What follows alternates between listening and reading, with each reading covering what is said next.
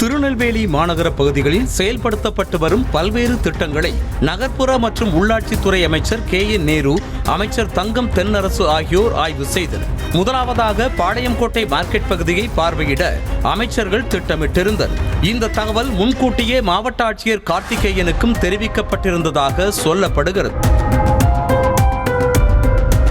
ஆனால் மார்க்கெட் பகுதியை ஆய்வு செய்ய அமைச்சர்கள் நேரு, தங்கம் தென்னரசு ஆகியோர் குறிப்பிட்ட நேரத்திற்கு வந்திருந்த போதிலும் ஆட்சியர் கார்த்திகேயன் மட்டும் ஆப்சென்ட் ஆகியிருந்தார். காரில் இருந்து இறங்கும் போதே ஆட்சியர் இல்லாததை கவனித்த அமைச்சர் நேரு டென்ஷன் ஆகி ஆட்சியர் கார்த்திகேயனை தொலைபேசியில் தொடர்பு கொண்டார்.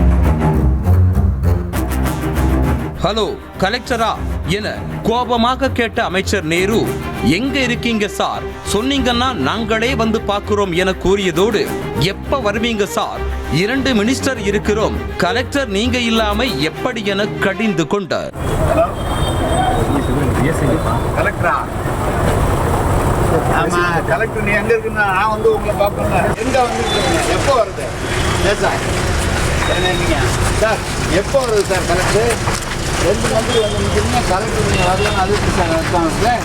மறுபுறம் கலெக்டரோ சொரிமுத்து ஐயனார் கோவில் பாதுகாப்பு ஏற்பாடுகளை ஆய்வு செய்ய வந்ததாகவும் அங்குதான் வந்து கொண்டிருப்பதாகவும் கூறி சமாதானம் செய்ய முயன்றதாக தெரிகிறது.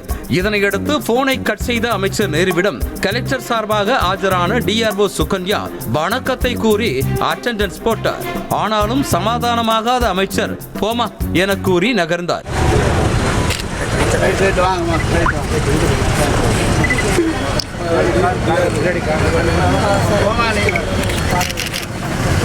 அடுத்ததாக பாளையங்கோட்டை வணிக வளாகத்தை ஆய்வு செய்த அமைச்சர்கள் மூன்றாவதாக நெல்லை சந்திப்பு பேருந்து நிலையத்தில் கட்டப்பட்டிருந்த புதிய கட்டடங்களை பார்வையிட சென்றனர். அமைச்சர் நேருவின் போன் காலால் பதறிப்போன மாவட்ட ஆட்சியர் கார்த்திகேயனும் ஒரு வழியாக 3வது ஆய்விடத்திற்கு வந்து சேர்ந்தார்.